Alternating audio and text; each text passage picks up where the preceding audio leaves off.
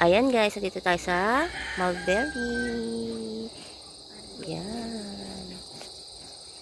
Sa mga nakakaalam dyan, comment down below kung ano pa ang mga benefits sa mulberry sa ating katawan. Dami lang yan. Dami ng bunga. Pag ganitong color pa, yung red, hindi pa yan pwede. Kasi ito ay maasim pa. Diba? Pag yung dark na siya, ayun ay unang puno, ito ay pangalawang puno ng mulberries. Dami natin.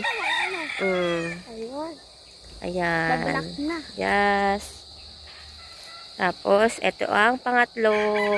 Yung pang-apat, ayun, hindi pa siya ano. Wala siyang bunga. O, diba? Pero ang malago talaga is yung nandito. Ito. Daming mga, yeah. Dami, sobra.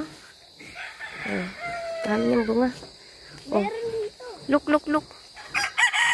Paano natin kukuhain?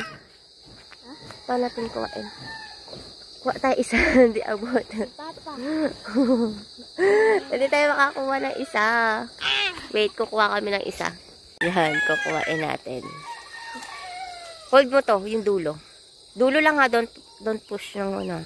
Wait lang, kuha tayo ng isa lang. Or dalawa. Sa akin isa. Ay, don't, ano.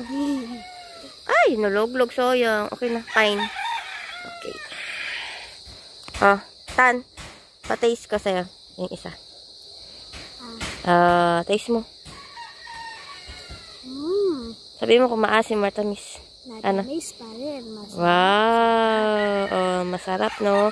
Siyempre, hindi natin hugasan yan dahil umulan naman kagabi. Malinis na to, diba? Okay. May nakakain na. Ito maasim-asim pa to. May konti pa to asim. Kaya hindi pa to, ano. Ayan. Dami nating makukuhanan. Sa mga ano dyan. Comment down below kung ano ang pang mga benefits nito, ha? Yan kaya dami na. Tignan mo yung kamay ko naging iba. Yan na lang. Bye-bye.